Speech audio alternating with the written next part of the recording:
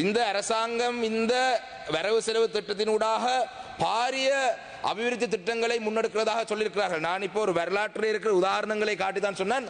58% ஒதுக்கீடுகள் தான் வளமையாக பெருமளவாக பாரிய அபிவிருத்தி திட்டங்களுக்கு ஒதுக்கப்பட்ட காசு முழுமையாக பயன்படுத்தப்பட்டு இது இலங்கையிலே வரலாறு. அந்த வகையிலே இன்று இந்த இலங்கை அரசாங்கம் தன்னுடைய வரவு செலவு திட்டத்திலே இத்தனை ஆயிரம் பில்லியன் நாங்கள் இதுக்கு ஒதுக்குறோம், இத்தனை ஆயிரம் மில்லியன் நாங்கள் இதுக்கு ஒதுக்குறோம் என்று சொன்னாலும் கூட வருடம் இறுதி வரும் பொழுது எங்களுக்கு தெரிய வரும் இந்த சொல்ற ஒதுக்கீடு எதுவுமே இவங்களால முழுமையாக பூர்த்தி செய்ய முடியாது. ஏன்னா அதுக்கு பல காரணங்கள் இருக்கு.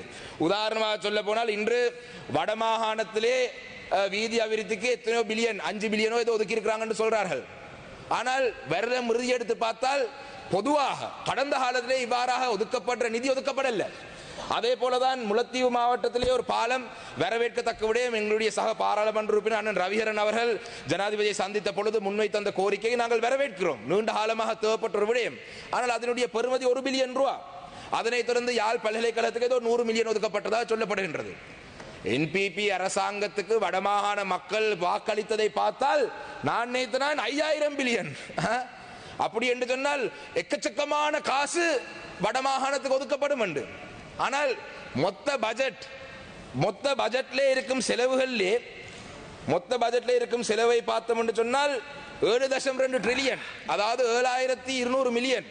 7200 மில்லியன் வெறும் 6 பில்லியன் தான் வடமாகாணத்துக்கு ஒதுக்கப்பட்டிருக்கு. வரலாற்றிலே ஒரு பெரிய மாற்றம். தென்னிலங்கை கட்சிக்கு இத்தனை ஆயிரம் மக்கள் வாக்களித்திருக்கிறார்கள். அதுக்கு இந்த அரசாங்கம் வழங்குகிறது அவ்வளவுதான். வடமாகாணம் என்றாலும் ஓரளவு பரவாயில்லை. நான் நேற்று தினம் 2 நாட்களுக்கு முன்பு முகநூலில் ஒரு பதிவொன்றை பார்த்திருந்தேன். கிழக்கு மாகாணத்திலே வாக்களித்தவர்களை பற்றி. கிழக்கு மாகாணத்திலேயும் வாக்களித்தார்கள்.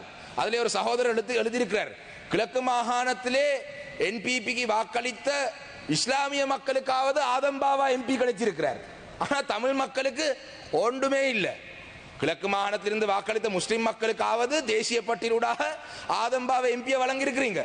கிழக்கு மாகாணத்தில் இருக்கிற தமிழ் மக்களுக்கு வழங்குறது எதென்று எங்களுக்கு பார்த்தால் தெரியாது. அந்த வகையிலே கிழக்கு மாகாணத்தில் மக்களுக்கு நாங்கள் சொல்றது இதெல்லாம் ஒதுக்கீடுகள் பட்ஜெட்ல இருக்கும், ஆனா நடைமுறையிலே வராது.